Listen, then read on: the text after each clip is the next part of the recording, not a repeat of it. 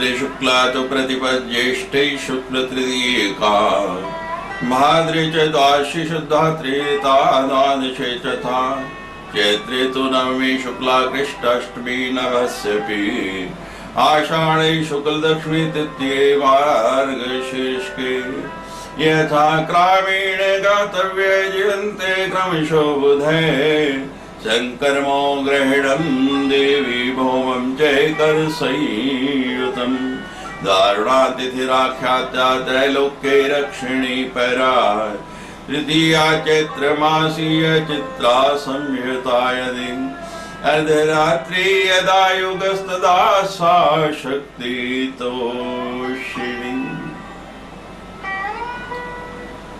हम नवरात्रि का पावन पवित्र पर्व मना रहे हैं।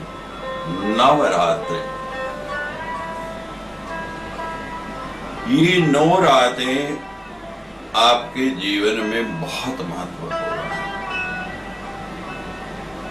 और इन 9 रातों के अतिरिक्त भी सप्तशती में रात्रि सूक्त में आया है काल रात्रि, महारात्रि, मोहरात्रि, दारुणा, ऐसी 16 रात्रियां और हैं। सबसे पहले बताई है काल रात्रि। दीपोत्सव चतुर्दश्याम तो माया योग एव च काल रात्रिर्महेशानि तारा काली प्रियंकरी। नवरात्रि के साथ साथ साधना के लिए प्रशस्त है काल रात्रि यानी दीपावली की रात्रि। हिंदू समाज में मनाया जाने वाला सबसे बड़ा पर्व भगवान राम के वापस अयोध्या लौटने की खुशी में दीपमाला करके पूरी अयोध्या के अंदर दीपावली मनाई गई। लेकिन साधना की दृष्टि से भी दीपावली का बहुत महत्व है। दीप जलाने हैं, मिठाइयां बांटनी है, नए वस्त्र डालने हैं, मित्र संबंधियों के साथ आनंद लेना है, लक्ष्मी का आवाहन करना है। लेकिन विपुल और चिरस्थायी रस, अगर लक्ष्मी की आपकी इच्छा है तो इसको काल रात्रि कहा गया है। इस रात्रि में जाकर वे साधना करें। मां लक्ष्मी सदा आपके यहाँ है। जो लक्ष्मी की आराधना नहीं करते, केवल उसको चाहते हैं, तो लक्ष्मी का वाहन उल्लू है। वो उल्लू पर बैठकर आती है और उल्लू बनाकर चले जाते हैं। मां भगवती की कृपा हो गई, प्रचुर धन आ गया, उसका उपयोग करना सीखिए। धन की 3 गति बताई गई। सबसे उत्तम गति है धन की सत् कार्यों पे खर्च करें। कुएं बनाएं, बावली बनाएं, औषधालय बनवाएं, कोई विद्यालय खोल दें, किसी जरूरतमंद की मदद करें। ये धन की उत्तम गति है। कितने महाराज बड़ी मेहनत से कमाया हुआ धन है, दे नहीं सकते, कोई बात नहीं। धन की दूसरी गति बताई गई है कि अपने ऊपर खर्च करें। जो ना किसी को देते हैं, ना अपने ऊपर खर्च करते हैं, उनको पता है कुछ वर्ष पूर्व भारत में जो हुआ कि फिर वो धन कहाँ जाता है। भगवान विष्णु की पत्नी है लक्ष्मी, और अगर आप उसको ताले में बंद करके बोरियों में डाल के सड़ा के रखेंगे तो भगवान विष्णु शांति से नहीं बैठने वाले। धन की तीसरी अधम गति है, ये ना अपने ऊपर खर्च किया, ना किसी के ऊपर खर्च किया, बंद करके रखा, उस धन का कोई लाभ नहीं। तो ये काल रात्रि है। फिर महारात्रि बताई गई है। शुक्लाष्टमी च अश्विनी नवरात्रं तु तस्य वे महारात्रि महेशानि कालरात्रिं शृणु प्रिये। अश्विन नवरात्र वार्षिक नवरात्र की अष्टमी की रात, उस दिन मां जगदम्बा का अवतरण हुआ है हिमाचल के यहाँ, उसको महारात्रि यानी सबसे बड़ी रात्रि बताया गया है। इस रात्रि को जागरण करे मां भगवती का, जगह जगह जागरण होता है। जरा स्मरण करें आपके लिए कितनी रातें मां जागी, तब जाके आपका पोषण हो पाया, तब जाके आप इस स्थिति तक पहुंच पाए।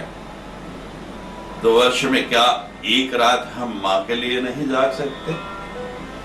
जो इस रात्रि को जाग के मां भगवती की आराधना करते हैं, दात्रिशन नाम माला में बताया गया है कि कनेर के लाल पुष्प लेके उन 32 नामों के साथ एक एक पुष्प अग्नि में डालते हुए जो होम करते हैं, मां भगवती उनके जीवन में फिर कोई कमी नहीं रहने देती।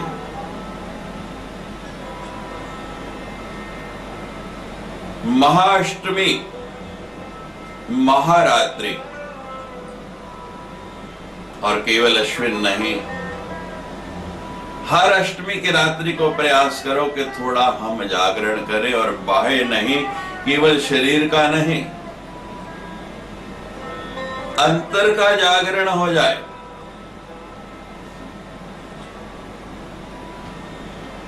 ऐसे जाग जाएं कि फिर मोह निशा में जाना नहीं चाहिए। तीसरी रात्रि बताई है मोह रात्रि। जन्माष्टमी में ही शानी मोह रात्रि प्रकीर्तिता, भाद्र मासे कृष्ण पक्षे कृष्णाष्टम महेश्वरी। जन्माष्टमी जिसको आनंद कंद के बिहारी का अवतार हुआ और पूरा विश्व उसको मनाता है, नंद के आनंद भय जय कन्हैया लाल की। लेकिन आप सदा सुनते हैं, सदा जानते हैं कि उस रात्रि को केवल कृष्ण का अवतार नहीं हुआ, मां भगवती विंध्यवासिनी भी उस दिन प्रकट हुई। ये मोह रात्रि है।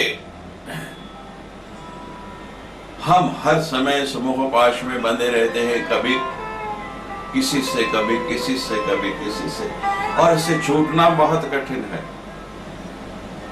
लेकिन इस मोह रात्रि को जो जागरण करके आनंद कंदवा के बिहारी और भगवती का स्मरण करते हैं, फिर ये मोह उनको जकड़ नहीं सकता। वो मोह पाश में बंधते नहीं, मोह पाश से छूट जाते हैं। 16,008 रानियों के पति और कहलाए क्या योगेश्वर काम छू नहीं गया। हम उनका स्मरण करें इस महारात्रि को। चौथी रात्रि बताई है दारुण। तृतीया माधवी शुक्ला कुलावरक्षम संयुता, दारुणा कीर्तिता देवी सर्व सिद्धि प्रदासता।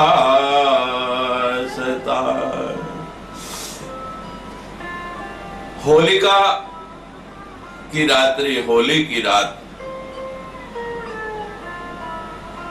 इसको दारुणा कहा गया। ये दारुण रात्रि है।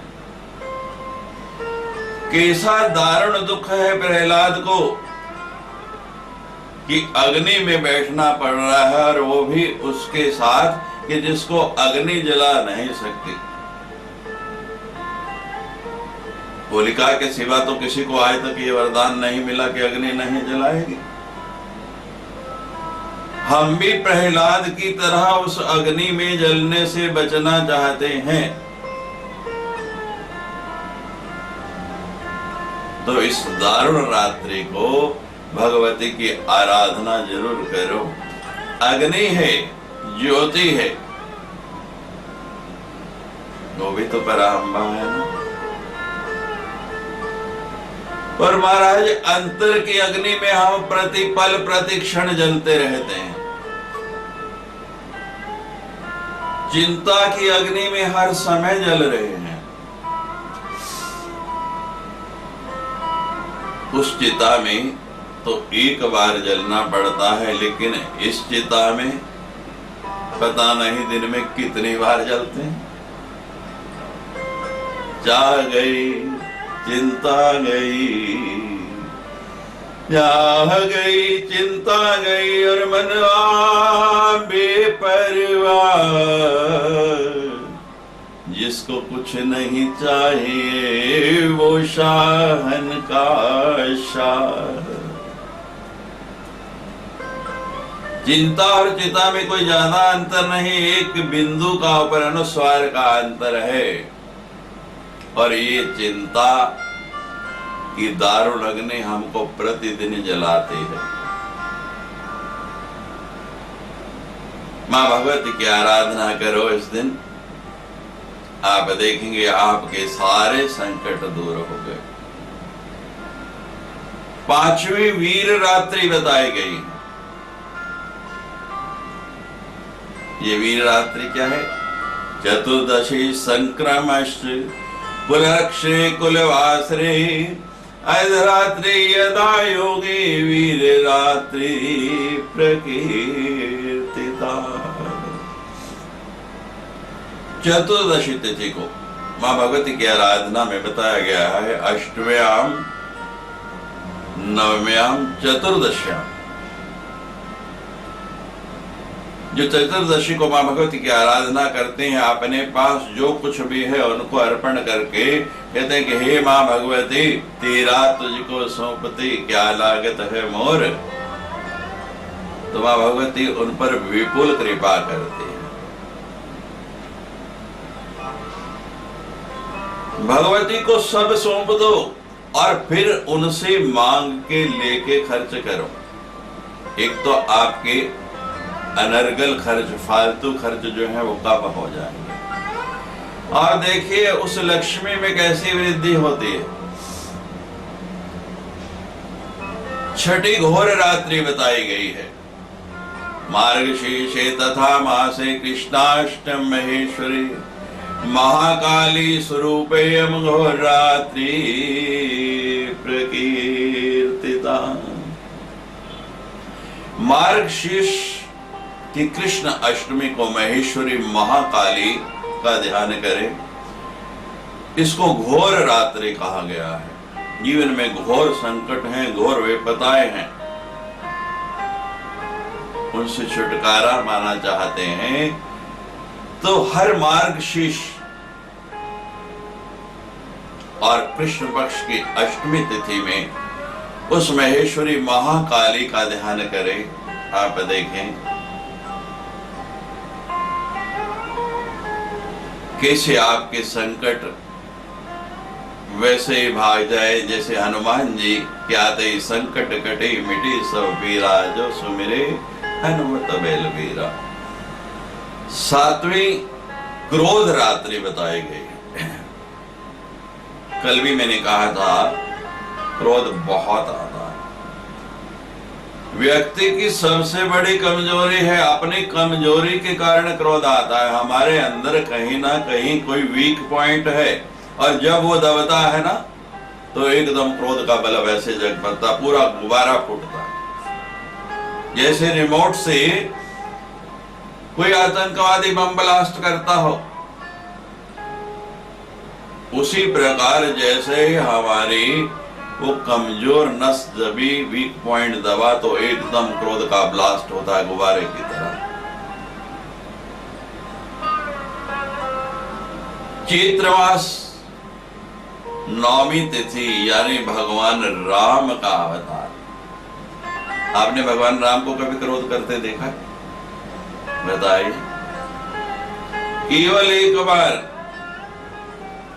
कब? भगवान समुद्र किनारे समुद्र से रास्ता मांग रहे हैं।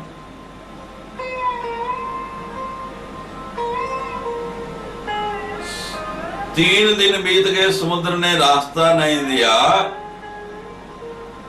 विनय ने माने जल्दी जल गए 3 दिन बीत। बोले राम सकोप तब भय बिन होए ना प्रीत। भगवान वहीं समुद्र किनारे खड़े, धनुष कंधे पर और बाण नीचे। जब 3 दिन बीत गया, भगवान को क्रोध आया कि मैं इतनी विनय कर रहा हूं और ये मान नहीं रहा। तो जैसे ही वो धनुष उठाया, बाण पे चढ़ाने लगे, तो सागर हाथ जोड़ के खड़ा हो गया। लक्ष्मण जी की दृष्टि नीचे पड़ी कि जहां धनुष गड़ा हुआ था उस जगह से रक्त निकल रहा। लक्ष्मण जी दौड़े आए, बालू हटाई कि रक्त किसका निकल रहा है। देखा तो महाराज एक मेंढक नीचे दबा हुआ। क्या दबा हुआ? मेंढक। मेंढक के प्राण छूट रहे और जहां से धनुष निकला, रक्त का फवारा बह रहा। लक्ष्मण जी ने कहा कि सारा दिन हर पल तो टर टर टर टर टर करता रहता है, लेकिन आज जब तुझे बाण लगा तो चिल्लाया क्यों नहीं? हम तो उसी समय आके तुम्हें बचा लेते। बड़ा सुंदर उत्तर दिया मेंढक ने। कहते मैं टर टर नहीं करता, ये तो संसार के लोग करते हैं, इनका काम है। मैं मेंढक की योनि में भी आके राम राम करता हूं, कृष्ण कृष्ण करता हूं, मामा करता हूं। और तू कहता है कि मैं चिल्लाया क्यों नहीं, बोला क्यों नहीं, उस समय मेरी आवाज क्यों नहीं निकली? तो संसार के लोगों से जब वो मुझे पकड़ने के लिए, मारने के लिए दौड़ते हैं, तो जिनका मैं नाम पुकारता हूं वो राम ही मुझे आगे बचाते हैं। और आज जब राम ही मार रहे तो मैं किसे पुकारता? संसार के लोग कितने भी आपके विरुद्ध हो जाएं, कितने भी आपके अगेंस्ट हो जाएं, कोई चिंता नहीं। ईश्वर आपसे रुष्ट नहीं होना चाहिए। हम जितना समय संसार के लोगों को मनाते हुए लगा देते हैं और संसार के लोग फिर भी नहीं मानते, उसका अंश मात्र भी अगर भगवान को, ईश्वर को मनाने के लिए लगाएं, मां भगवती की आराधना में लगा दें, तो आप देखें कि भगवती आप पर कितनी विपुल कृपा करेगी। संसार को तो जगत बताने वाला जगदीश भी प्रसन्न नहीं कर पाया, लोग उससे भी खफा रहते हैं, नाराज रहते हैं, तो हम कैसे करेंगे? जगत को राजी करना बहुत मुश्किल, बहुत कठिन, इम्पॉसिबल है। लेकिन जगदीश को राजी करना उतना ही इजी, उतना ही आसान, उतना ही सरल है। तो महाराज ये चैत्र मास की नवरात्रि चल रही है और आज तीसरा दिन है। 6 दिन बाद नवमी आने है, राम नवमी। उस दिन हमें भगवान का स्मरण करते हुए, भगवती का स्मरण करते हुए अपने क्रोध का त्याग करना है कि हमारे जीवन में ये क्रोध रात्रि पुनः फिर कभी आए ना। 8वीं रात्रि बताई है अचल रात्रि। प्राप्ति फागुन के मासे कृष्ण कादशी का तो या भूभूमि वेता चेत स्याद चला रात्रि रीता। फागुन का मास, कृष्ण पक्ष और दशमी तिथि।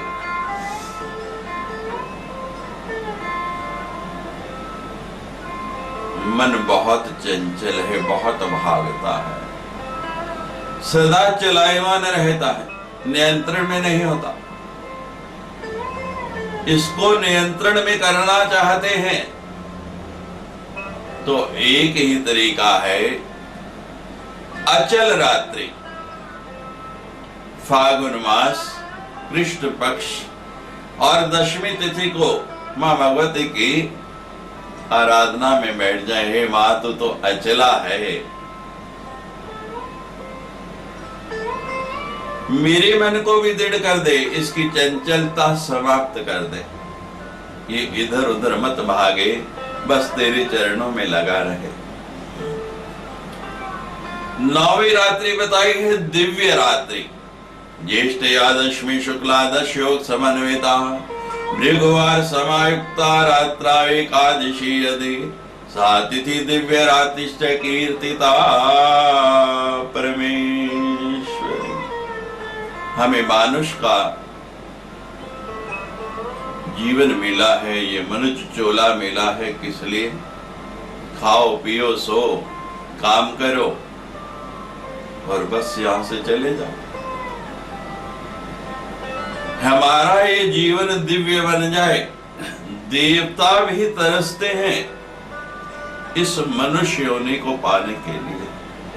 देवताओं के पास भोग है, लेकिन मनुष्य के पास योग है। भोग से जो हमारे पास संचित संपत्ति है वो धीरे धीरे कम होती जाती है, वो घटती जाती है, लेकिन योग से उसमें जुड़ती जाती है, बढ़ती जाती है। हम योग कर सकते हैं, सद्गुरु मिल जाए तो कहां से कहां पहुंचा सकता है। निरंतर आराधना से हम नर से नारायण बन सकते हैं, और ऐसे अनेक उदाहरण हैं। गुरु पशु मानव करे और मानव सिद्ध समान, और सिद्ध देवता करे आप निरंजन जान। गुरु हमारा पशुत्व कम कर देता है, हमको पशु से मानव बना देता है, मनुष्य बना देता है। और जब हम मानव बनते हैं, मानव का मतलब क्या है कि साधना के द्वारा हम सिद्धि करें। हनुमान जी ने तो 8 सिद्धियां प्राप्त की। अष्ट सिद्धि नवनिधि के दाता, स्वर धीरे जानकी माता। और वही नहीं रुक जाए, सिद्ध बनना जितना सरल है, शुद्ध बनना उतना ही कठिन है। और सिद्ध देवता करें, हमें तो और आगे चलना है। भगवती की आराधना करते करते हमको सिद्ध से देव तक जाना है। और देवता भी नहीं, आप सप्तशती में पढ़ते हैं सूरत और समाधि की कथा। सूरत ने खोया हुआ राज्य मांगा, मां भगवती ने मनु पद दे दिया कि तुम सावर्णी नाम के मनु हो गए। और समाधि से पूछा कि तुमको क्या चाहिए, तुम किस लिए मेरी आराधना कर रहे हो? तो लक्ष्य वो होना चाहिए जो समाधि का है। समाधि ने कहा मुझे जो चाहिए मां वो मिल गया, तुम मेरे सामने हो और तुमको सामने पाके और क्या चाहिए? बताइए, आपका एक अकाउंट हो बैंक में या आप बैंक के मालिक हो, सारा बैंक ही आपका हो, कौन सा ठीक रहे?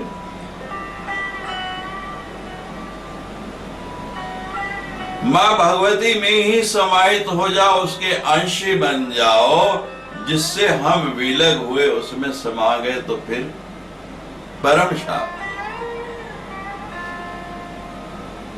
ये ज्येष्ठ की 10वीं शुक्ल पक्ष 10 योग हैं इसमें। और महाराज उस रात्रि को जिसके अगले दिन एकादशी आ रही है, परमेश्वरी की आराधना करें, आपका जीवन दिव्य बन जाएगा। आपके जीवन की ये दिव्य रात्रि हो जाएगी।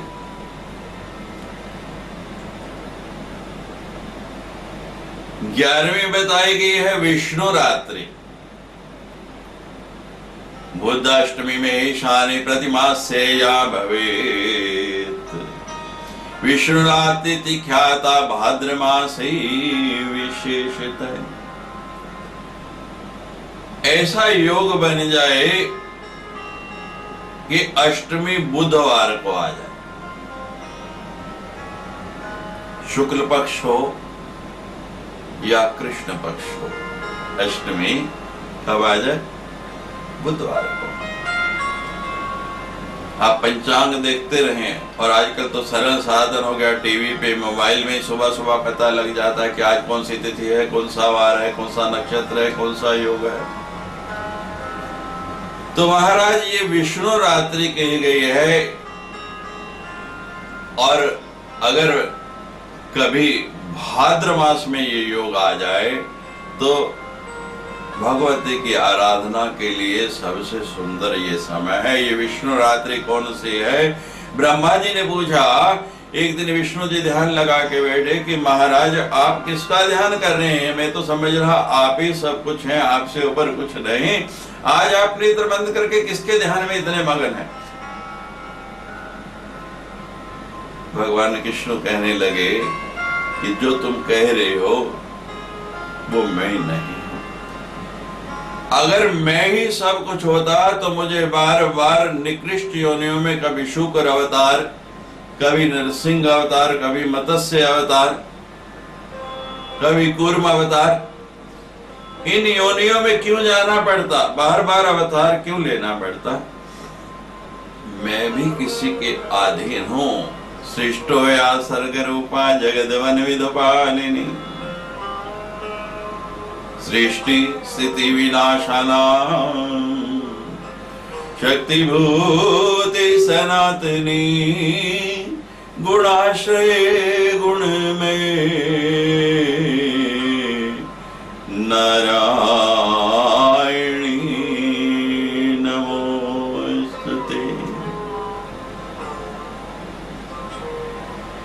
ये वो रात्रि है विष्णु रात्रि जिसको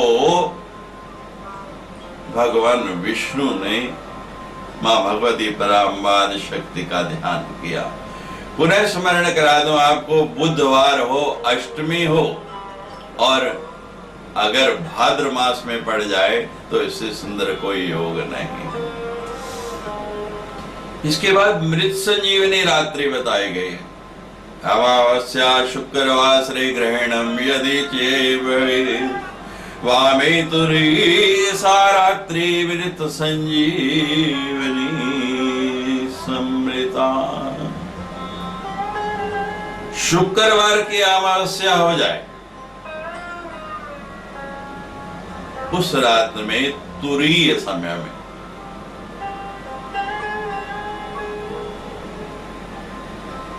आप 3 संध्या करते हैं, प्रातः कालीन, मध्याह्न की और सायकालीन। लेकिन चौथी संध्या रात्रि के समय जिसको योगी करते हैं, अथर्वशीष में लिखा है निशीते तुरीय संध्या जपत्वा वाक् सिद्धिर्भवेत्। अलग अलग योग बताए हैं।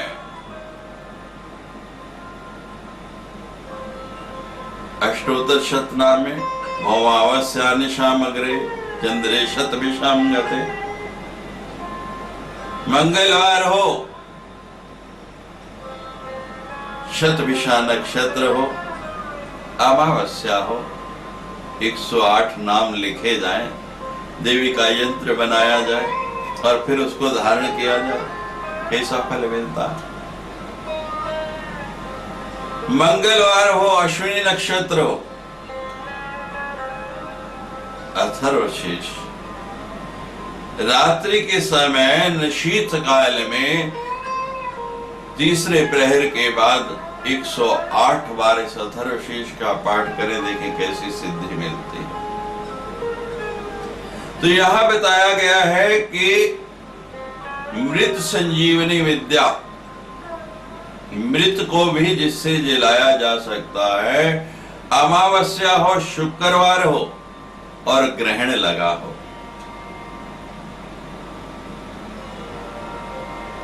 कौन सा ग्रहण लगता है अमावस्या को? सूर्य ग्रहण। ग्रहण का काल हो, अमावस्या हो, शुक्रवार हो, तो महाराज उस रात में तुरीय काल में बैठ के आप भगवती की आराधना करें तो ये मृत को भी जिला सकते हैं। उसके बाद सिद्धि रात्रि आई है, 12वीं रात्रि बताई है सिद्धि रात्रि। चैत्र शुक्लाष्टमी योगे संक्रांति यदि चेत भवेत् सिद्धिरास्त्री तदा गेय मंत्र सिद्धि प्रदायिनी। किसी भी मंत्र को सिद्ध करना है तो ये चैत्र मास की जो अष्टमी आ रही है नवरात्रि की, उस अष्टमी को अगर संक्रांति पड़ जाए, एक दिन का अंतर आ गया इस बार। अष्टमी 13 तारीख को है और संक्रांति 14 तारीख को है। एक दिन आगे पीछे हो जाता तो इस बार ये योग बन रहा था। यानी मंत्र को सिद्ध करने के लिए सबसे उस रात्रि आप नवार्ण मंत्र, पंचाक्षर मंत्र, गायत्री मंत्र कोई भी लेके जपने लग पड़ते तो उसकी सिद्धि का सबसे उपयुक्त समय था। लेकिन भविष्य में ध्यान रखना, ये सिद्धि दात्री है। चैत्र मास शुक्ल पक्ष अष्टमी तिथि और संक्रांति जब ये योग बन जाए, उसके बाद गणेश रात्रि बताई। चतुर्थी माघ मासस्य अर्धरात्रे भवेत् यदि गणेश रात्रि तदा विज्ञेया सिद्धि कांक्षिभिः। आपकी सभी आकांक्षाओं की, इच्छाओं की पूर्ति के लिए माघ मास की चतुर्थी तिथि अगर अर्धरात्रि से लग रही है तो ये गणेश रात्रि है। इसमें मां की आराधना आपकी सभी की सभी आकांक्षाओं की, इच्छाओं की पूर्ति कर देगी। और अंत में बताई है देवी रात्रि। अष्टमी प्रतिमासस्य कृष्ण पक्षस्य पार्वती भौम युक्ता कुलर्क्षेण युक्ता केवला पिवा देवी रात्रि विख्याता सर्वसिद्धि प्रदायिनी। केवल नवरात्रि नहीं, हर मास की अष्टमी तिथि और दोनों पक्षों की, कृष्ण पक्ष हो या शुक्ल पक्ष हो, मां भगवती की आराधना करते रहे। और अगर बीच में किसी दिन मंगलवार को आ जाए, भोमवार को आ जाए, तो महाराज उस समय मां के समीप बैठ के नारियल की बलि दें और मां को नाना प्रकार के भोग लगा के, मां के सुंदर सुंदर भजन गा के मां के सामने नृत्य करके उसको प्रसन्न करें, तो देवी आपको अपना ही स्वरूप बना लेगी, अपने में ही समाहित कर लेगी, अपना अंश ही बना लेगी और फिर आप जन्म मरण के चक्कर से छूट जाएंगे। ये रात्रियों के विस्तृत वर्णन हमने आपको बता दिया। इन सभी रात्रियों को प्रथम शैलपुत्री च द्वितीयं ब्रह्मचारिणी तृतीयं चंद्रघंटेति कुष्मांडेति चतुर्थकम्। मां भगवती के तृतीय ईश्वरी स्वरूप का नाम है चंद्रघंटा। चंद्रघंटा शब्द का अर्थ क्या है? चंद्रमा और घंटा। चंद्रमा हमारे मन का प्रतीक है। मन की गति चंद्रमा के अनुसार चलती है। जैसे चंद्रमा की कलाएं घटती बढ़ती रहते हैं, इसी हमारे मन की ये गति है। चंद्रमा हमारे मन का प्रतीक है। मन में भी उसी की भांति उतार और चढ़ाव लगा रहता है। अक्सर हम अपने मन से ही उलझते रहते हैं। नाना प्रकार के नकारात्मक विचार हमारे मन में आते हैं। ईर्ष्या आती है, घृणा आती है, द्वेष आता है, लोभ आता है, मद आता है, मात्सर्य आता है। इनसे छुटकारा पाने के लिए आप सदा ही अपने मन से संघर्ष करते हैं। और आप कितना भी संघर्ष कर लो, विजय मन की होती है, आपकी कम ही होती है। क्योंकि आप अपने मन से छुटकारा नहीं पा सकते। चाहे आप कहीं भी भाग जाएं, चाहे हिमालय पर क्यों नहीं चले जाएं, चाहे जंगल में क्यों नहीं चले जाएं, मन तो आपका आपके साथ ही रहेगा। मन से भाग के आप जाएंगे कहां? यानी मन आपके साथ है, मन से भागना नहीं है, मन को नियंत्रण में लाना है। ये आपकी छाया के समान है, सदा आपके साथ ही रहेगा।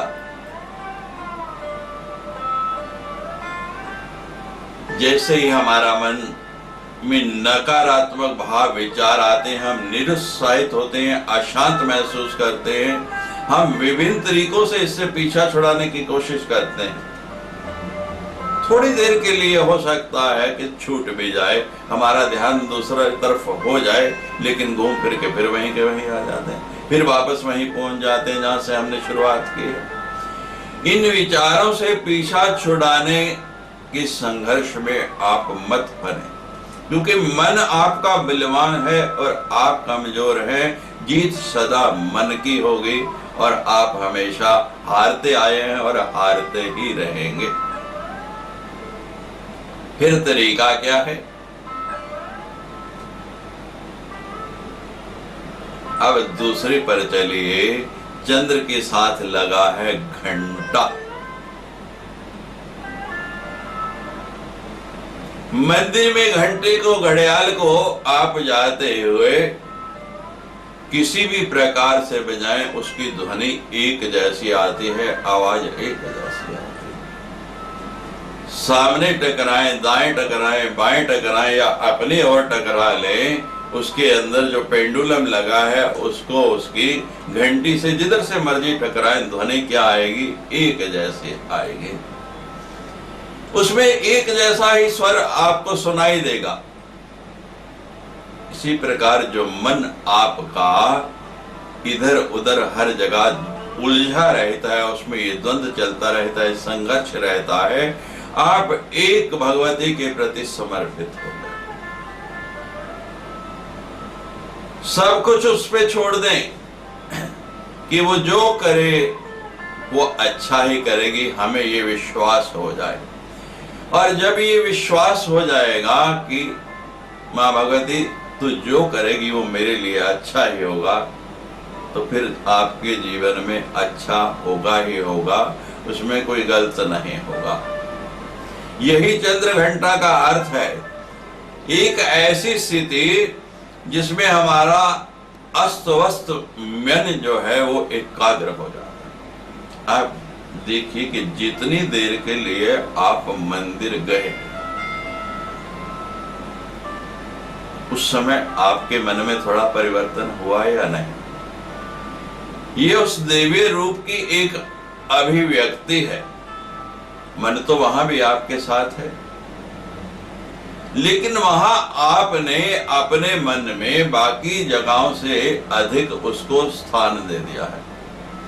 चाहे खुशी हो या गम, सब विचारों भावनाओं को एकत्रित करते हुए एक विशाल घंटे की तरह, घंटा नाद है,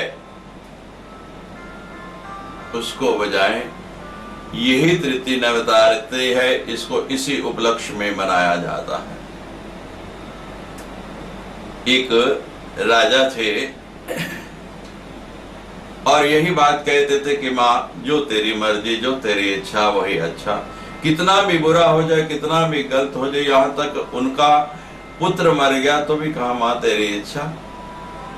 जितना संबंध था उतना निभ गया। अब आप एक बार जंगल में जा रहे महाराज, तो रास्ते में अचानक ठोकर लगी, गिर पड़े और राजा की उंगली नीचे धारदार वस्तु पड़ी थी, उस पर पड़ी और उंगली कट गई।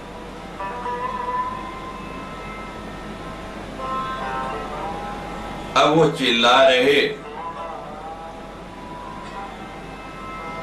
दूसरे को शिक्षा देना बड़ा सरल है, आज अपनी उंगली कटी तो बड़े पीड़ा हो गई।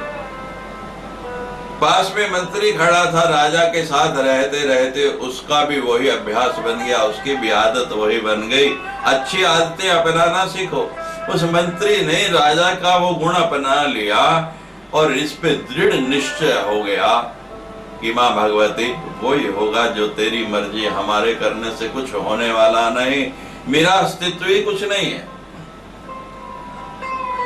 और महाराज जब ऐसा हुआ तो मंत्री बोल उठा, महाराज माँ भगवती की यही मर्जी थी, इसी में कुछ अच्छा होगा। अब तो राजा को क्रोध आ गया, मेरी उंगली कट गई, रक्त बह गया और तू कहता है कि अच्छा हुआ। कहते महाराज आपसे ही सीखा है, आपने ही मुझे ये पढ़ाया है, आप ही कहते हैं। और ये निश्चित है कि उसकी इच्छा के बिना एक पत्ता भी नहीं हिल सकता। हर व्यक्ति ये बात कहता है, कोई ऐसा नहीं जो नहीं कहता, और हर व्यक्ति इस बात को जानता भी, लेकिन दुविधा ये है कि जानते हुए भी मानता नहीं है। क्रोध आ गया, मंत्री को कहा जा निकल जा मेरे, आज से ही अभी से तेरी नौकरी बर्खास्त। मंत्री कहता है इसमें भी कोई भला होगा मां भगवती की यही मर्जी, और चला गया। और मंत्री के जाते ही महाराज वहां कुछ जंगली लोग आ गए, आदिवासी लोग आ गए। यही नवरात्रि का समय चल रहा, अष्टमी तिथि और रात्रि के समय होम करने की योजना बनाई है, और विचार है कि नर बलि देने हैं। तो ढूंढने निकले हैं कि बलि के लिए कोई नर मिल जाए। अब सामने इतना हट्टा कट्टा सुंदर राजा मिल गया। कहते हैं आज तो आनंद ही आ गया, आज भगवती बहुत प्रसन्न हो जाएगी, आज देवी बड़ी प्रसन्न होगी। पकड़ के ले गए महाराज, बलि की तैयारी हो गई। अब क्या करे, कोई रास्ता नहीं। उसी मां भगवती पर अम्मा जगदम्बा का स्मरण किया कि मां मंत्री ठीक कहता था, अब तू ही रक्षा कर सकती है। अगर तेरी मर्जी है कि मेरी बलि हो जाए तो मैं कुछ नहीं कर सकता। मां भगवती कहती है कि तूने मेरी इतनी समय आराधना की है, मेरी पूजा की है, इतने नवरात्र मेरा व्रत किया है, ये तो थोड़ी देर के लिए तू मुझे भूला तो उसका प्रमाण है। मैं तेरा बाल नहीं मां का। स्नान कराया जाने लगा, और जब स्नान कराया जाने लगा तो देखा महाराज राजा की उंगली कटी है, अंग भंग है, कि इसकी तो बलि नहीं हो सकती, खंडित की बलि नहीं हो सकती। राजा को छोड़ दिया कि कोई दूसरा ढूंढते हैं। राजा निकला, उस मंत्री की बात सुन रहा है। मंत्री ठीक कहता था, एक उंगली के बिना तो काम चल जाएगा, लेकिन अगर आज उंगली नहीं कटी होती तो ये जीवन गया था। ऐसा समझदार मंत्री बहुत गलती की, उसको निकाल के ढूंढने निकल पड़े। अभी दूर नहीं गया होगा, जंगल में घूमते घूमते मंत्री मिल गया।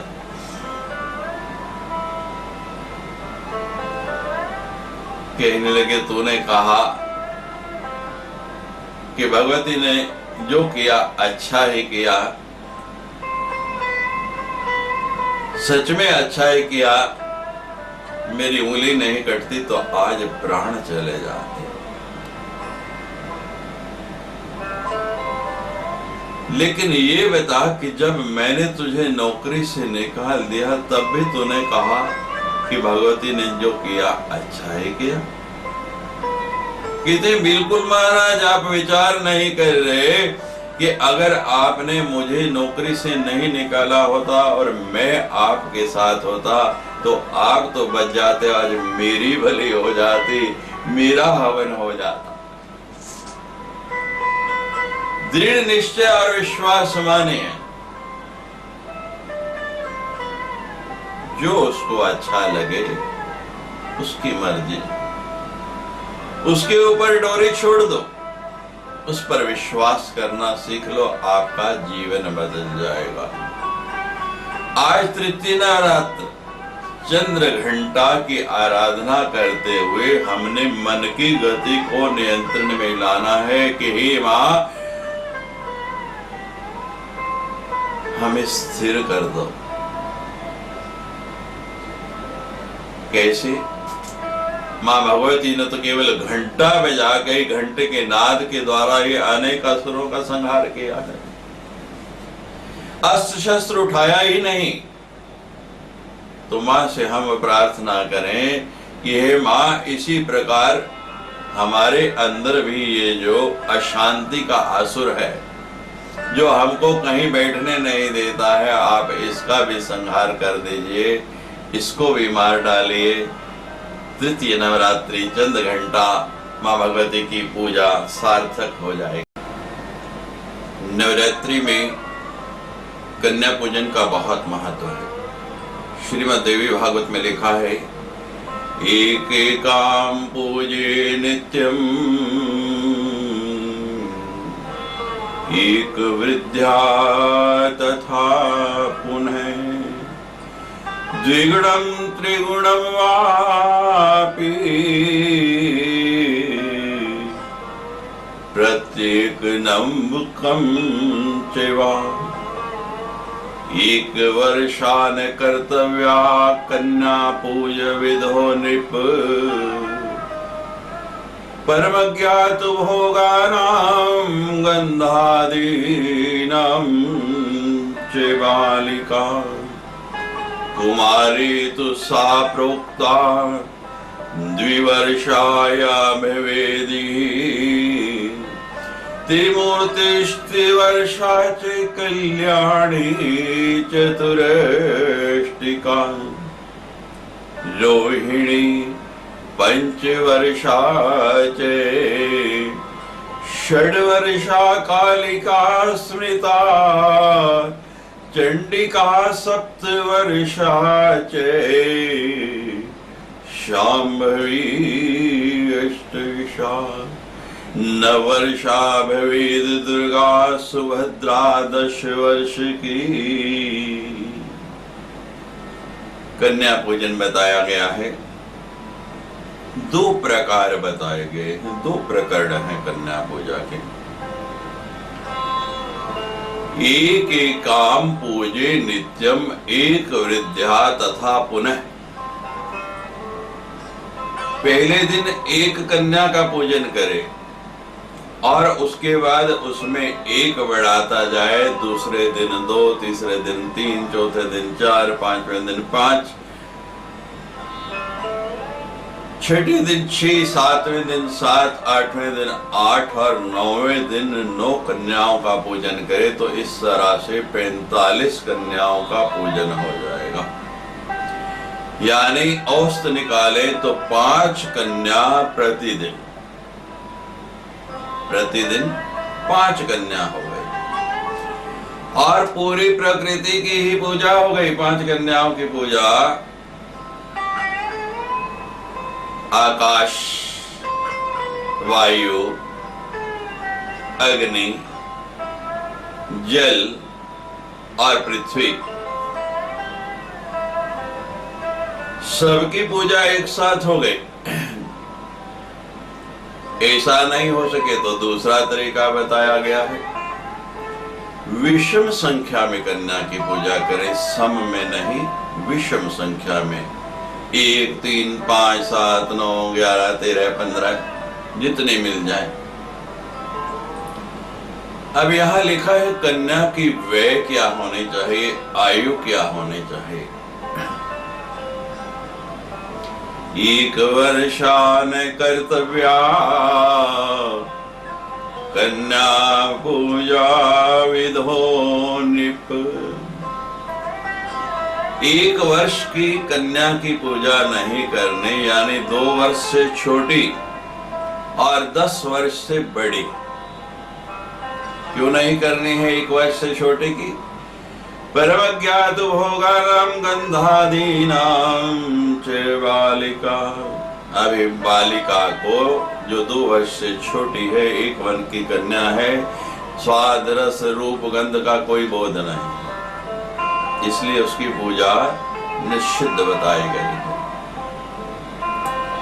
कली है, 10 वर्ष से बड़ी कन्या रजस्वला होने लगती है, वो कन्या नहीं रहती, इसलिए उसकी भी पूजा नहीं करनी। 2 साल से लेके और 10 साल तक की कन्या, सबके अलग अलग नाम हैं। 2 साल की कन्या को कुमारकी कहा गया है, 3 साल की कन्या को त्रिमूर्ति कहा गया है, 4 साल की कन्या को कल्याणी कहा गया है, 5 साल की कन्या रोहिणी है और 6 वर्ष की कन्या कालिका है। जो 7 वर्ष की कन्या है उसको चंडिका कहा गया है और 8 वर्षा जो है वो शांभवी है। 9 वर्ष की कन्या साक्षात दुर्गा है और 10 वर्ष की कन्या सुभद्रा है। बड़े प्रेम से उस समय उसको कन्या नहीं देवी का ही रूप मानना है। साक्षात भगवती मान के ही उसको पूजना है आपने। उसको घर में बुलाए, आसन दे, चरण पखारे, तिलक लगाएं, मौली बांधे, हाथ में कलावा बांधे, भोग लगाएं, आरती करें, उसकी प्रदक्षिणा करें। दक्षिणा दे, सुंदर सुंदर वस्त्र। कन्या है ना, बालिका है, बालिकाओं के उपयोग की वस्तुएं देके उनका आशीर्वाद ले और फिर उनको विदा करें। कन्या होनी कैसी चाहिए?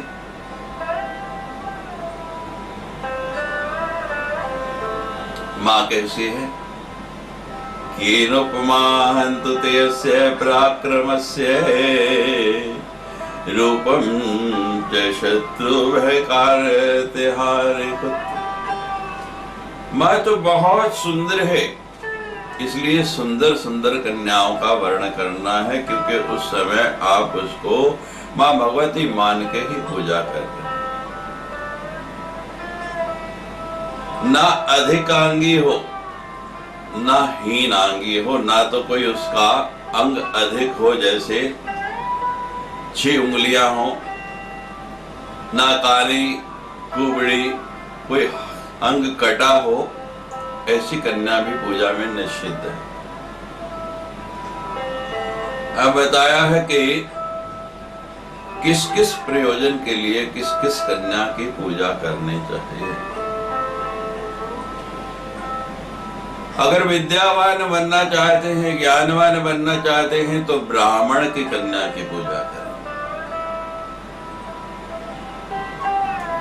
बलवान बनना चाहते हैं तो क्षत्रिय की कन्या की पूजा करें, और धनवान बनना चाहते हैं तो फिर वैश्य की कन्या की पूजा करें। और सेवा का विचार है,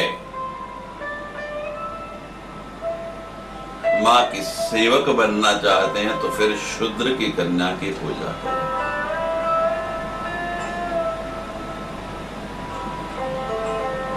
भावपूर्वक पूजा हो, उस समय उसको साक्षात जगदम्बा माने कि मां भगवती इस कन्या के रूप में मेरे यहां आ गई है। बालिका अबोध होती है।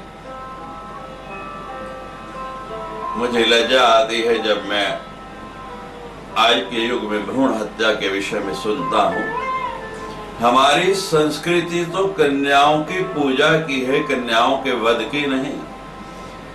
और मैं तो स्पष्ट कहता हूं कि जो कन्याओं का वध करते हैं उनको नवरात्र करने का, भगवती की उपासना करने का कोई अधिकार नहीं है।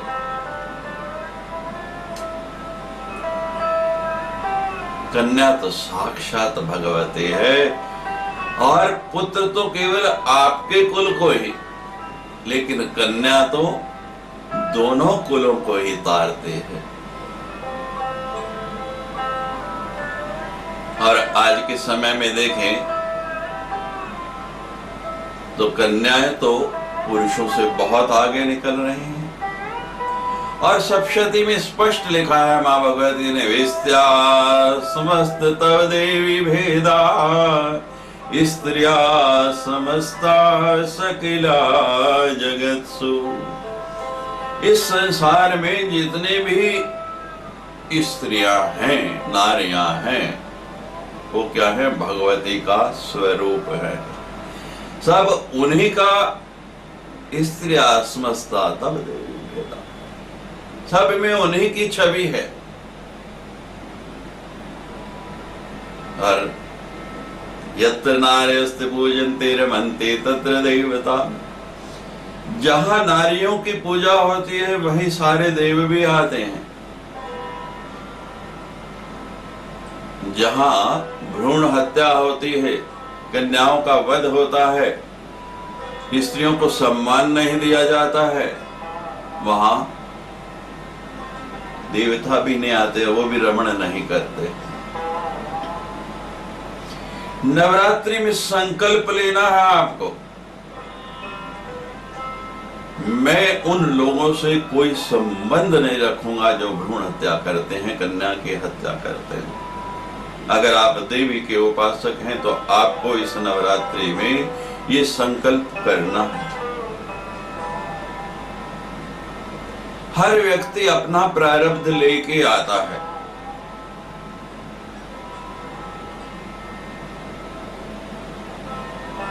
तुलसीदास जी ने लिखा है कि पहले प्रारब्ध और बाद में ये शरीर मिला। भगवान ने सबकी व्यवस्था पहले की है, इसके लिए आपको चिंता करने की जरूरत नहीं है।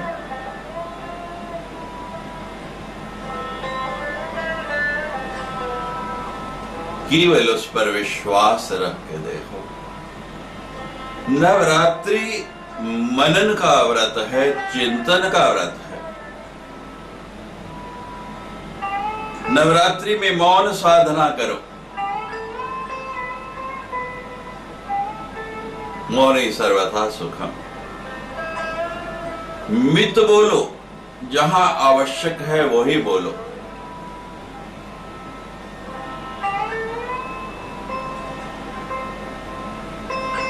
एक व्यक्ति एक संत के पास गए,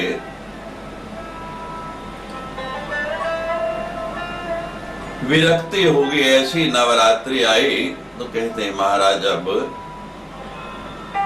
कुछ ना कुछ करना है, क्या करना है, तो चलो महापुरुषों से जाके पूछते हैं। महापुरुषों के पास पहुंच गए। महापुरुषों ने कहा कि महाराज मौन साधना करो, नवरात्रि है, मां भगवती का चिंतन करो, मुख मौन नहीं मन मौन हो। मुख का मौन बहुत सरल है, मुख मौन हो जाता है तो ये नेत्र बोलते रहते हैं। नेत्र भी मौन हो जाएं तो इशारे से व्यक्ति बहुत कुछ बताता है, वो भी मौन नहीं है।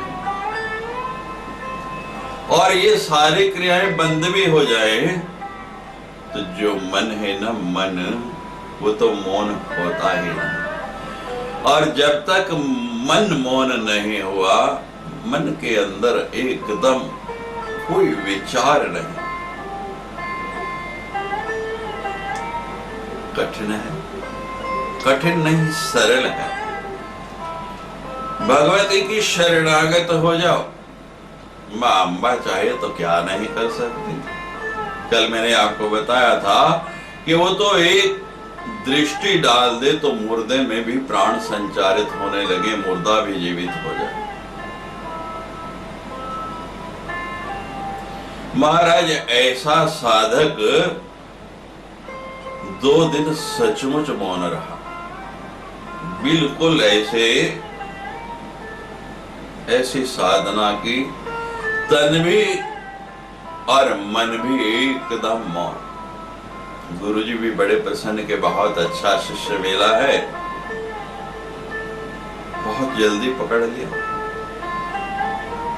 अब जब तीसरा दिन आया तो साधक सुबह गुरुजी को प्रणाम करने आया। गुरुजी ने पूछा कैसी साधना चल रही? कि महाराज जैसे आपने कहा बिल्कुल वैसी चल रही है, मन भी मौन, आनंद आ रहा है, बहुत आनंद आ रहा है महाराज। चलो फिर साधना के लिए प्रारंभ हो जाओ, जाओ अपनी साधना में आगे बढ़ाओ। कहने लगा महाराज मन तो बहुत करता है आगे बढ़ाने का, लेकिन घर में मैं केवल 2 दिन के राशन की व्यवस्था करके आया था और 2 दिन तो बीत गए। आज तीसरा दिन है, मुझे घर तो जाना ही पड़ेगा। सारी व्यवस्था करके फिर पुनः आ जाऊंगा। ऐसा सोचा नहीं था कि ऐसा आनंद आएगा, ऐसा वातावरण मिल जाएगा, नहीं तो पूरी व्यवस्था करके आता। अब गुरुदेव कहने लगे उसकी चिंता छोड़, ना तूने पहले व्यवस्था की, ना तू अब व्यवस्था करेगा। व्यवस्था करने वाला तो कोई और है, वो तो कोई और करता है, हम तो भ्रम में रहते हैं। रहीम जी बहुत दान दिया करते थे, नित्य प्रति आदत, जो पास है सब दे देना, शाम को फिर खा ले, अगले दिन फिर आ जाना, फिर दान देने लग पड़ना। एक दिन कबीर मिलने आए, रहीम जी यूं नेत्र नीचे करके बैठे हैं, दृष्टि झुकाई हुई है। कबीर जी ने कहा, रहीम, नीची दृष्टि तो उसकी रहती है जो बुरा काम करता है, जो गलत काम करता है। किसी व्यक्ति ने गलत काम किया हो ना, तो उसके नेत्रों में नेत्र डाल के देखना, उसकी दृष्टि आपकी दृष्टि को सह नहीं पाएगी, कुछ क्षण के बाद उसकी नजरें झुक जाएंगी। आपकी दृष्टि क्यों झुकी हुई है? आप तो इतना दान करते हैं, इतना पुण्य करते हैं, आपकी तो दृष्टि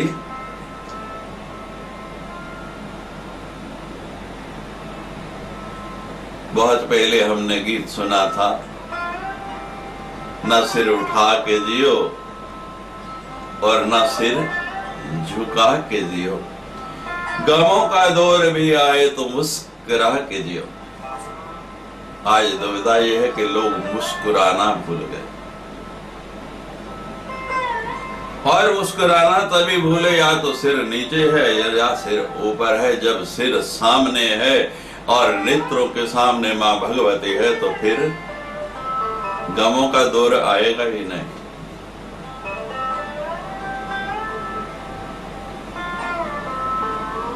गुरुजी ने बहुत समझाया कि तू चिंता छोड़ दे, लेकिन महाराज नहीं, चल पड़ा वापस।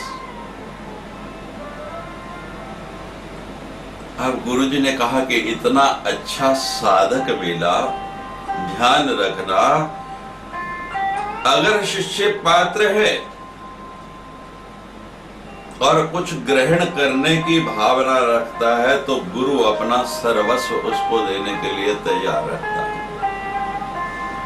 हमारी दुविधा यही है कि हम पात्र नहीं बन पाते। पात्र बनना सीखो, गुरु से मांगना नहीं है, लेना नहीं है, गुरु तो अपने आप देता है, बिना मांगे देता है।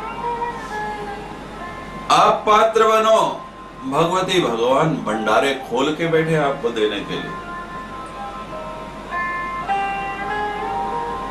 वो देने वाले तूने तो कोई कमी नहीं की, मेरी ही झोली तंग थी, तो मैं क्या करूं।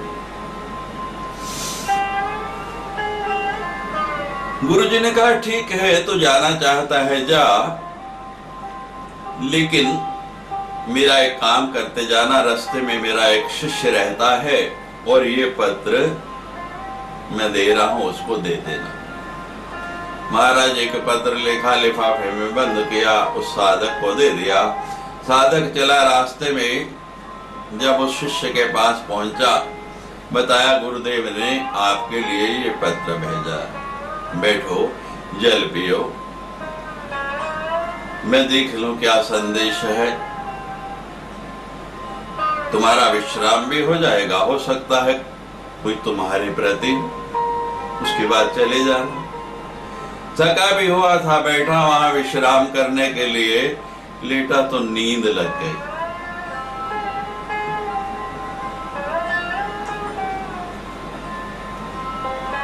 शिष्य ने पत्र खोला, गुरुदेव जी का संदेश पढ़ा और उसको निद्रा में सोए सोए को उठाया और जाई आके कमरे में बंद कर दिया। गुरुदेव ने कह के भेजा, उसमें लिख के भेजा कि इसको 6 महीने के लिए उस कमरे में बंद कर दो, नीचे जो हमारा साधना कक्ष है, और 6 महीने तक दरवाजा खोलना नहीं, बाहर आने नहीं देना, समय से भोजन पानी जल सब दे देना।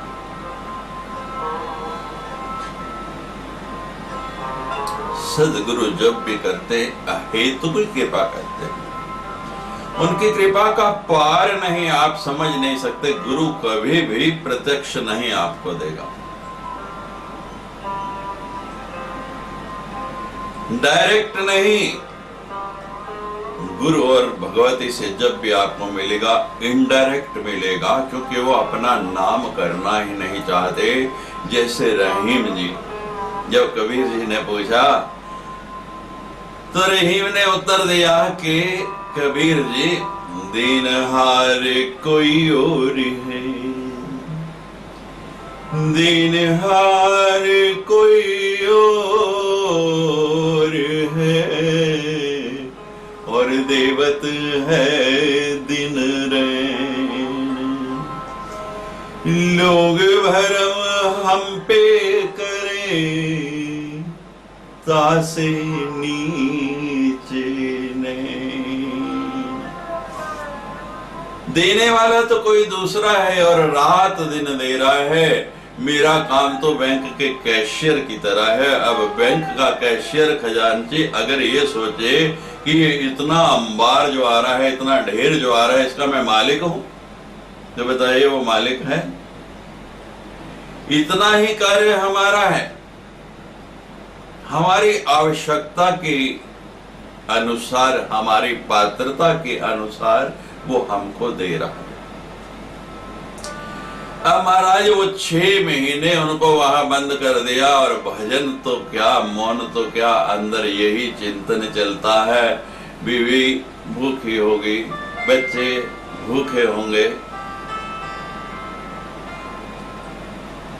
साधना का मार्ग बहुत कठिन है, इस पर चलना सरल नहीं है।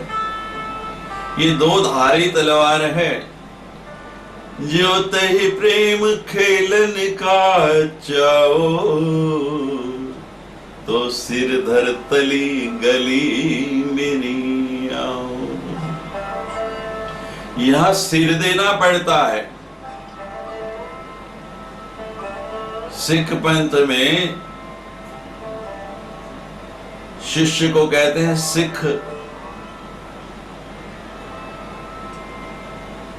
जो सिर दे सकता है वही सिख बन सकता है, वही सीख सकता है, नहीं तो नहीं।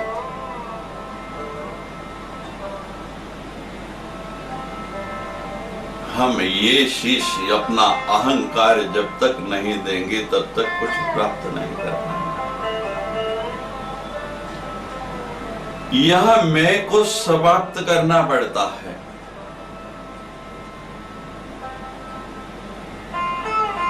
और जब मैं मिट गई, बड़ा सुंदर प्रसंग आता है रामचरितमानस का।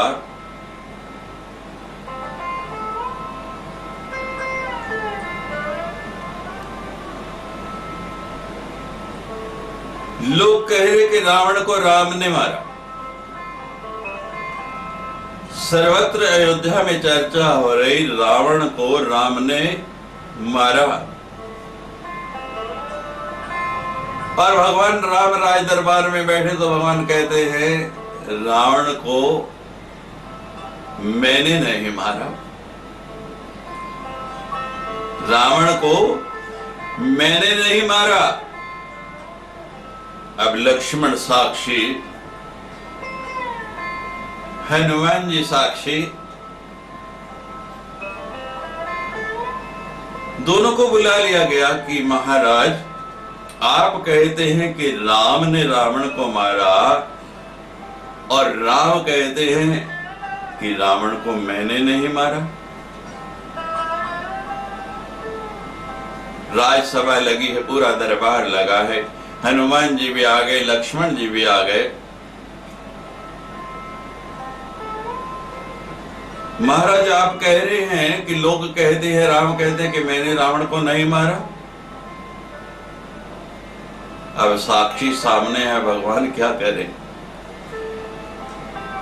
भगवान राम कहने लगे रावण को मैंने मारा, रावण को मैंने मारा। सब सभासद हैरान, सारी प्रजा हैरान कि अभी तो भगवान आप कह रहे थे कि मैंने नहीं मारा, अब साक्षी सामने आ गए, हनुमान जी आ गए, लक्ष्मण जी आ गए, तो अब आप कहते हैं कि मैंने मारा।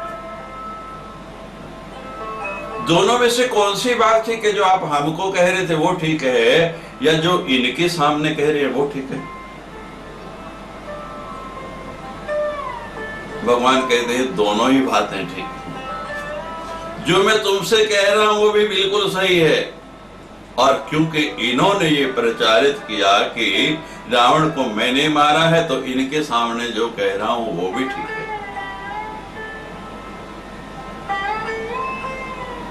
भगवान राम ने देखा हनुमान जी की ओर कि हनुमान जी तुम तो ज्ञानी नाम अग्रगण्यम सकल पुण्य धानम वानरनाम ऋषम रघुपति भक्तम वात जातम नमामि। हनुमान जी आप तो ज्ञानियों के ज्ञानी हैं, ज्ञानियों के अग्रणी हैं, बताइए कि इनमें से कौन सी बात गलत है। भगवान कह रहे तो जरूर कोई भेद होगा। लोगों से कहते हैं मैंने नहीं मारा, और मुझसे कहते हैं कि मैंने मारा, तो अंतर क्या है। हनुमान जी ने भगवान का ध्यान किया, भगवान आपकी लीला न्यारी है। हनुमान जी ने उद्घोष कर दिया कि भगवान कह रहे हैं कि रावण को मैंने मारा, यानी उसके अहंकार ने मारा, नहीं तो रावण किसी से मरता नहीं। एक क्या कितने राम इकट्ठे हो जाते, रावण जितना शक्तिशाली था उसको कोई मार नहीं सकता था। हमारा जब भी पतन होगा हमारे अहंकार से होगा। मैं ये करता हूं, मैं ये करता हूं, मेरे द्वारा यो, मेरा अस्तित्व क्या है।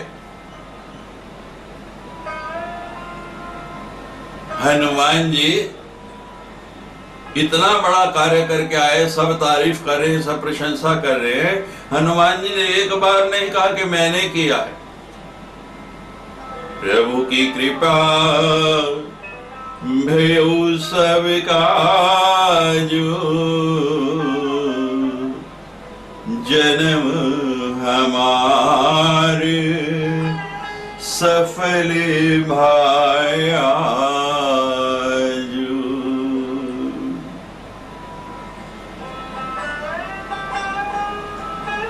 उसकी कृपा को ग्रहण करने की कोशिश करो, उसकी कृपा का पात्र बनने का प्रयास करो।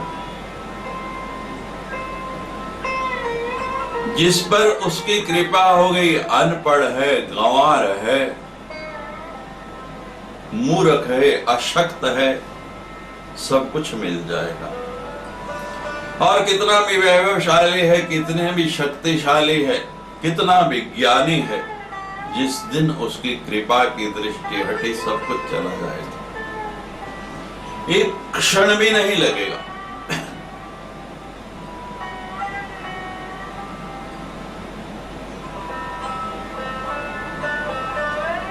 महाराज इधर देखा कि पति तो बोल के गए थे साधना करने जा रहा हूं, और घर में 2 दिन का राशन था, अभी तक लौटे नहीं, अब क्या करें। तो उस साधक की जो पत्नी है महाराज कर्मठ थी, खेतों में काम करना शुरू कर दिया।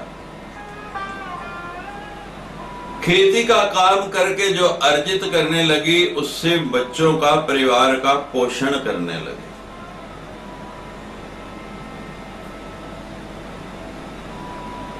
गुजारा जैसे तैसे चलने लगा।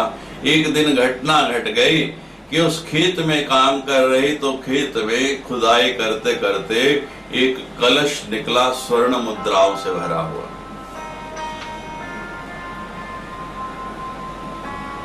स्वर्ण मुद्राएं देख के किसी को भी लोभ आ जाए, लेकिन लोभ नहीं आया।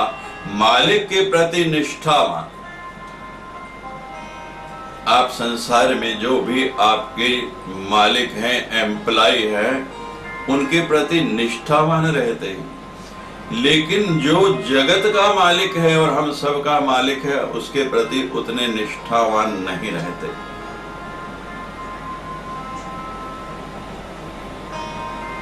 तो दोनों मालिकों के प्रति निष्ठावान, जरा भी लोभ नहीं आया। महाराज वो कलश ले जाके उस खेत के मालिक को, अपने एम्प्लॉयर को, जिसने कार्य दिया हुआ, सौंप दिया। जब उसने देखा कि इतना स्वर्ण मुद्राओं का भरा हुआ कलश और इस देवी ने मुझे सौंप दिया, उसकी ईमानदारी से मन प्रसन्न हो गया। उसी में से उसके लिए मकान बना दिया, बच्चों की शिक्षा का व्यवस्था कर दी, सब साधन जुटा दिए, पढ़ी लिखी थी, स्कूल खुलवा दिया कि अब तुम्हें मेरे यहाँ खेत में काम करने की जरूरत नहीं, तुम ये विद्यालय चलाओ, अपना कमाओ, अपना खाओ। गुरु जी का आदेश था कि 6 महीने तक कमरे में बंद रखना है। आज 6 महीने पूरे हो गए तो शिष्य ने जाके दरवाजा खोला, गुरु जी का आदेश पूर्ण हो गया है। जो पत्र आप लाए थे उसमें यही लिखा था कि 6 महीने के लिए मैं आपको बंद कर दूं, आज 6 महीने पूर्ण हो गए, मैं आपको मुक्त करता हूं। आपकी इच्छा है, आप गुरु जी से जाके आगे पढ़ना चाहते हैं या घर वापस जाना चाहते हैं। तो महाराज घर की ओर ध्यान ज्यादा था कि पहले जाके घर देखूं, फिर गुरु जी की तो बाद में देखेंगे। ऐसा गुरु मिला कि जिसने 6 महीने के लिए जेल में ही डाल दिया। सदगुरु आपको जेल में ही डालता है।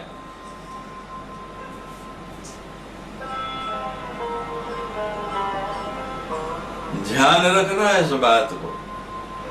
वो शिक्षों वाले कारागार में नहीं, ये बड़ा प्यारा कारागार है। सदगुरु आपका नवनिर्माण करना चाहता है।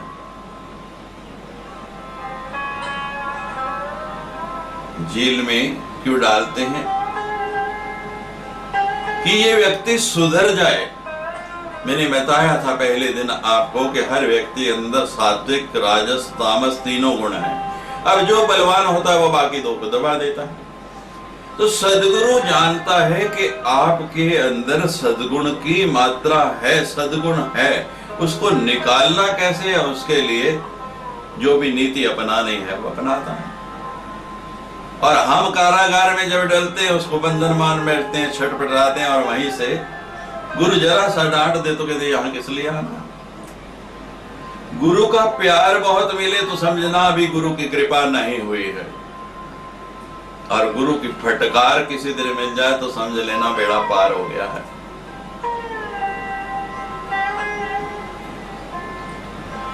महाराज घर पहुंचा, देखता है यहाँ तो मेरा मकान ही नहीं। जैसे सुदामा आया भगवान से मिलके तो देखता मेरी झोपड़ी कहाँ गई। आसपास पता किया, पूछा कि थे भाई यही तुम्हारा मकान है, आप कब लौटे विदेश से? आपकी पत्नी तो यही कह रही थी कि आप विदेश धन कमाने गए।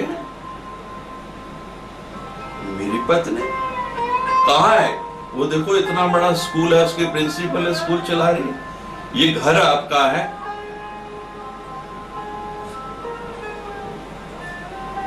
पत्नी के पास पहुंचा,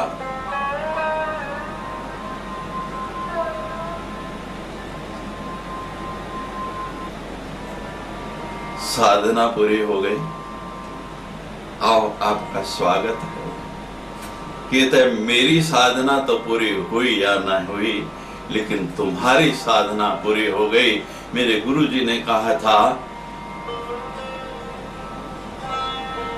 तू कौन है, तू किसकी चिंता कर रहा है? तूने तो 2 दिन के भोजन की व्यवस्था की, और वो भी सीमित, लेकिन उसने तो उसकी ओर चला, उसकी ओर लगा तो कितने दिनों की व्यवस्था कर दी। ऐसा आनंद है इस साधना में। नवरात्रि की वेला है, मौन होके मनन कीजिए, आपका जीवन आनंदमय हो जाएगा, सार्थक हो जाएगा।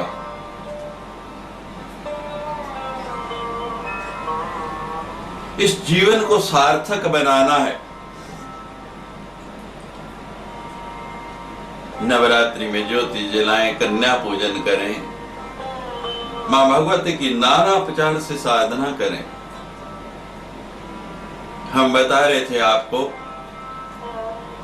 कन्या पूजन हमारे यहां 5 स्त्रियों को भी कन्याओं का दर्जा दिया गया है।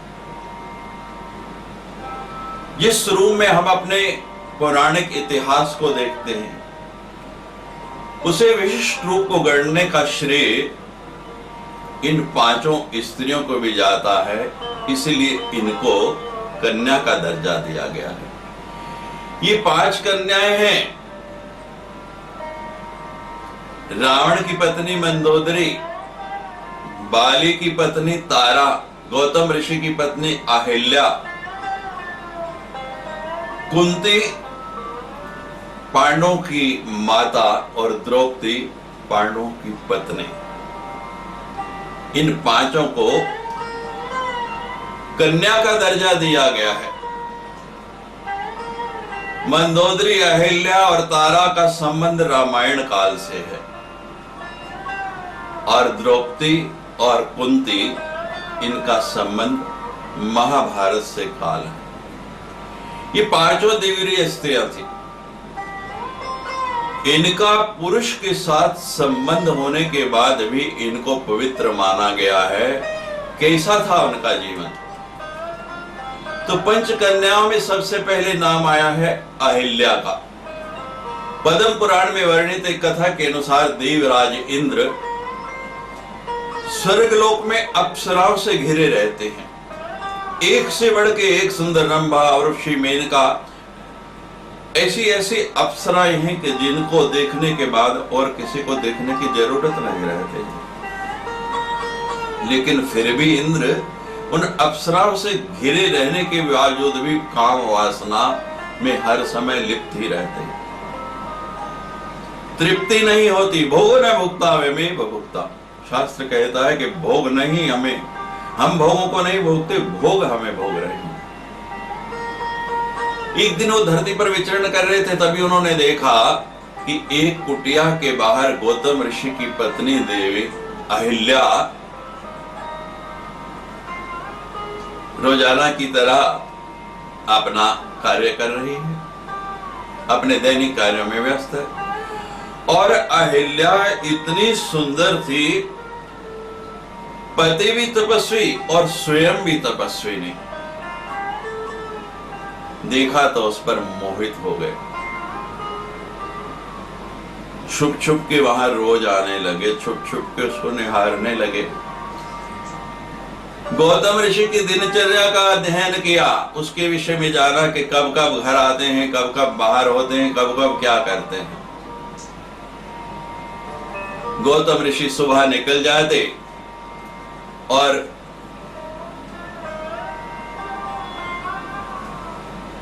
नदी में स्नान कर अपना भजन पूजन बाकी के कार्य करते। तो इंद्र ने योजना बनाई महाराज कि एक दिन सवेरे जब गौतम ऋषि वहां से निकले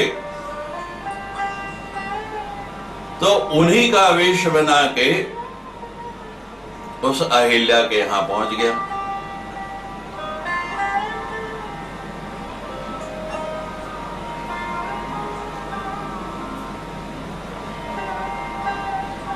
और दिन भर उस अहिल्या के साथ रमण करते रहे। और अहिल्या तो महाराज बिल्कुल पति का रूप है, समझती रही कि मेरे पति गौतम ही आज शीघ्र वापस आ गए। जब सायकाल गौतम ऋषि वहां वापस पहुंचे तो अंदर से कुछ आवाज आई। महाराज छिपकर देखा तो सारी बात समझ गए।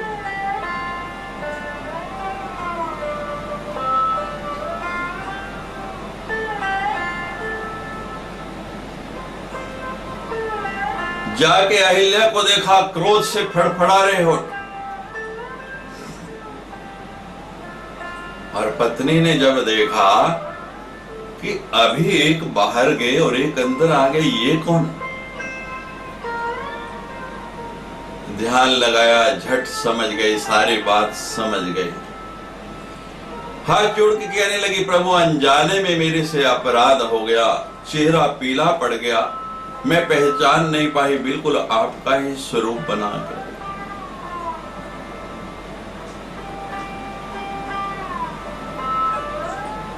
सामने गौतम बना दूसरा इंद्र खड़ा है।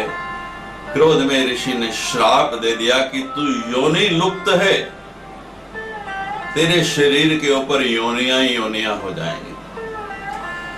अनेक योनियां उस इंद्र के शरीर पर हो गई।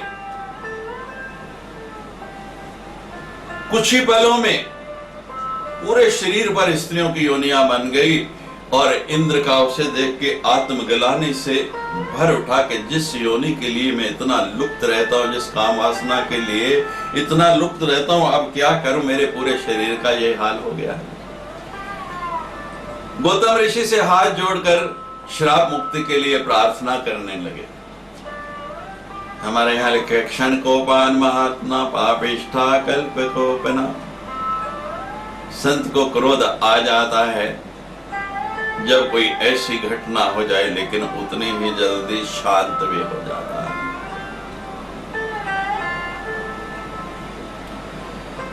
संत कृपालु है, दयालु है। कृपा की इंद्र के शरीर की उन योनियों को नेत्रों में बदल दिया। इंद्र के अनेक रत्न बन गए। और वहीं दूसरी ओर अपनी पत्नी जो है अहिल्या, उससे मन इतना क्षुब्ध हुआ कि उसको शिला बना दिया। आप जानते हैं कि बाद में भगवान राम जब आए तो तब अपने चरण झुका करके उस अहिल्या का उद्धार किया, पुनः नारी बनाई। इंद्र को देवराज की उपाधि देने के साथ देवताओं का राजा भी माना जाता है, लेकिन उनकी पूजा एक भगवान के तौर पर नहीं की जाती, क्योंकि इंद्र द्वारा ऐसे ऐसे अपराधों के कारण दूसरी देवताओं के समान उनको आदर सत्कार नहीं दिया जाता है। बड़ा पद मिल जाए, कोई शक्ति आपको मिल जाए तो उसका सदुपयोग करें, उसका दुरुपयोग नहीं करें, नहीं तो इंद्र की तरह ही आपका भी परिणाम होगा। दूसरी पंचकन्या है तारा,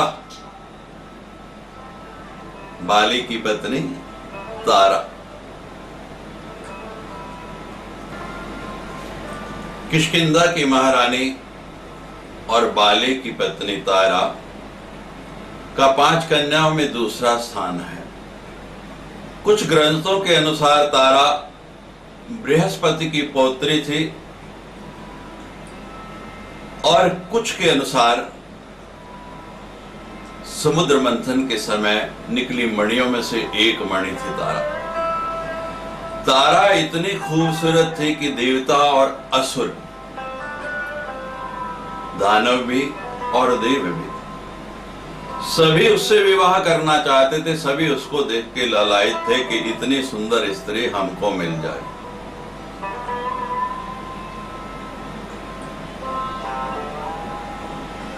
बाली की पत्नी बाली और सुषेण, ये दोनों मंथन में देवताओं के सहायक के तौर पर मौजूद थे। और जब तारा उस क्षीर सागर से निकली तब दोनों ने, बाली ने भी और सुषेण ने भी, उनसे विवाह करने की इच्छा प्रकट की। दोनों चाहते कि ये हमको मिल जाए। अब निर्णय कैसे हो? दोनों भगवान से कहने लगे कि महाराज, इसका विवाह मेरे साथ होना चाहिए। तो भगवान ने दृष्टि डाली तो बाली तारा की दाहिनी ओर खड़ा था और सुषेण जो है वो बाईं ओर खड़ा था।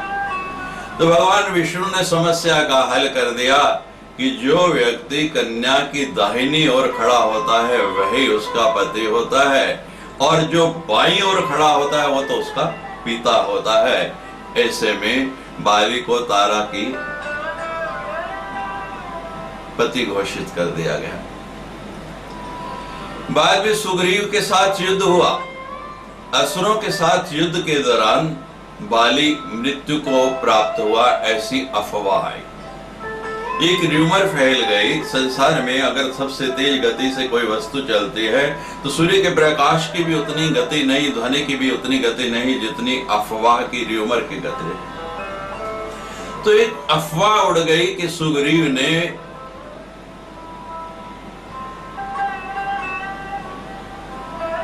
सुना कि बाली की मृत्यु हो गई है। अब जब बाली की मृत्यु सुनी तो सुग्रीव ने अपने आप को किष्किंधा का सम्राट घोषित कर दिया और बाली की पत्नी तारा के साथ विवाह कर दिया। लेकिन अफवाह तो सच नहीं होती। अब अफवाह थी, और कुछ समय के बाद जब बाली वापस आया और देखा तो महाराज क्रोध आ गया।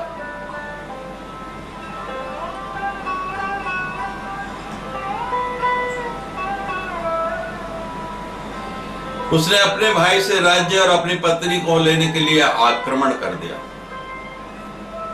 बाली ने सुग्रीव को अपने राज्य से ही बाहर ही कर दिया और उसने उसकी पत्नी ली थी, तो बाली ने सुग्रीव की पत्नी रुमा को अपने पास रख लिया। जब सुग्रीव को राम का साथ प्राप्त हुआ, भगवान राम वनवास में आए, उनसे मित्रता हुई, तो भगवान से प्रार्थना की, प्रभु आप कृपा कीजिए, मेरी खोई हुई पत्नी, मेरा राज्य मुझे मिल जाए। मैं बाली की डर से यहाँ छिपा रहता हूँ। बाली को श्राप है कि वो इस किष्किंधा पर्वत पर नहीं आ सकता, नहीं तो वो मुझे यहाँ भी नहीं रहने देता। अब भगवान ने महाराज मित्रता की रक्षा के लिए अपने मित्र को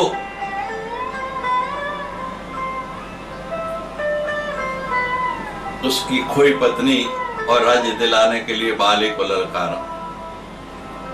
सुग्रीव को कहा कि तू जाके बाली को युद्ध के लिए बुला। और सुग्रीव ने जाके जब बाली को ललकारा तो बाली की जो पत्नी है तारा, वो समझ गई कि बाली के पास लड़ने का बल सुग्रीव के पास नहीं। इसके पीछे कोई दूसरी शक्ति है, कोई दूसरी ताकत है जो इसको लड़ाना चाहती है, और ऐसे में मेरा पति अकेला जाकर युद्ध करे तो परिणाम कुछ और ना हो जाए। उसने बहुत समझाया पति को, लेकिन पति माने नहीं। किसी भी तरह जब नहीं माने, उल्टा उसने समझा कि मेरी पत्नी कुछ समय सुग्रीव के साथ रही, सुग्रीव मेरे से युवा है, सुंदर है,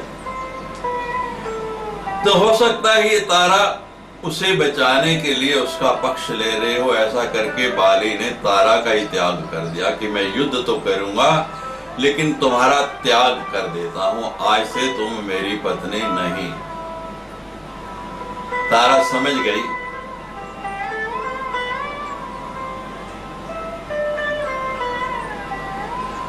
कि मेरे कुछ कहने का भी लाभ नहीं है, अब समय आ गया। जब राम की सहायता से सुग्रीव ने बाली का वध किया तो मृत्यु शैया पर जब वो पड़े थे तो बाली ने अपने भाई सुग्रीव को बुलाया। कहने लगा, देखो भाई, भगवान के द्वारा मेरी मृत्यु हुई, मेरा तो मोक्ष हो गया, इसे भी मैं तुम्हारी कृपा मानता हूं। अब जाते जाते मैं तुम्हें कुछ देना चाहता हूं। मेरी एक बात ध्यान रखना कि जीवन में कोई भी कार्य तारा के परामर्श के बिना, तारा से सलाह लिए बिना नहीं करना। अगर मैं तारा की सलाह मान लेता तो शायद आज मेरी मृत्यु नहीं होती, मेरी जगह आज शायद तुम ये स्थान प्राप्त करते।